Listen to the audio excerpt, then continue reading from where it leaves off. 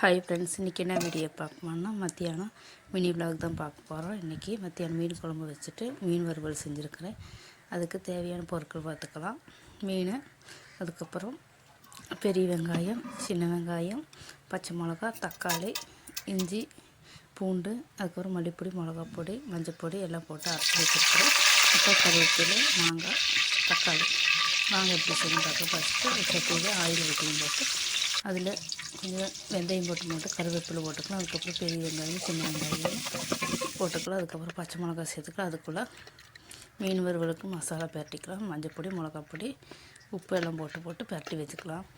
பரட்டி ஒரு அரை மணிக்கு ரெஸ்ட்டில் வச்சுக்கலாம். அதுக்கப்புறம் வெங்காயம் நல்லா வதக்கி வந்துடுச்சு. அதில் கொஞ்சம் உப்பு சேர்த்து வதக்கி விட்டுக்கலாம். இப்போ தக்காளி சேர்த்துக்கலாம். தக்காளி சேர்த்து நல்லா வதக்கி விட்டுக்கலாம். இப்போ வந்துட்டு நம்ம அரைச்சி வச்சு பேஸ்ட்டு சேர்த்து நல்லா பச்சை மணம் போகிற வரைக்கும் வதக்கி விட்டுக்கலாம். அதுக்கப்புறம் மாங்காய் சேர்த்துக்கலாம். மாங்காய் சேர்த்து நல்லா வதக்கி விட்டுக்கலாம். இப்போ எண்ணெயெல்லாம் நல்லா பிரிஞ்சு வந்துடுச்சு. இப்போ வந்துட்டு புளி தண்ணி சேர்த்துக்கலாம். புளி சேர்த்து நல்லா கொதிக்கட்டும். இப்போ மூடி வச்சுக்கலாம்.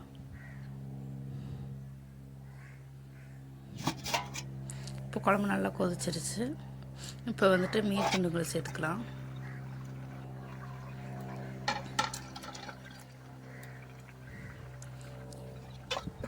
இப்போ நல்லா இலக்கி விட்டு போட்டு ஒரு மூடி போட்டு மூடி வச்சுக்கலாம். மீன் நல்லா வேகட்டும். மீன் நல்லா வெந்துருச்சு. மேலே வந்து கருவேப்பிலை இதை தூவிக்கலாம். அதுக்கப்புறம் தோசைக்கல் வச்சு போட்டு தோசைக்கல் சூடானதுக்கப்புறம் ஆயில் ஊற்றி போட்டு அதுக்கு மேலே கருவேப்பிலை போட்டுக்கலாம். அதுக்கப்புறம் மீன் துண்டுகளை சேர்த்துக்கலாம். மீன் துண்டுகளை சேர்த்து போட்டு திருப்பி விட்டுக்கலாம். இப்போ 2 சைடும் நல்லா திருப்பி விட்டுக்கலாம். இப்போ மீன் நல்லா வறுவல் ஆயிடுச்சு. அதை எடுத்துகிட்டு பாத்திரத்தில் வச்சுக்கலாம். இப்போ பாக்கி இருக்கிற மீனையும் போட்டு வறுத்தெடுத்துக்கலாம்.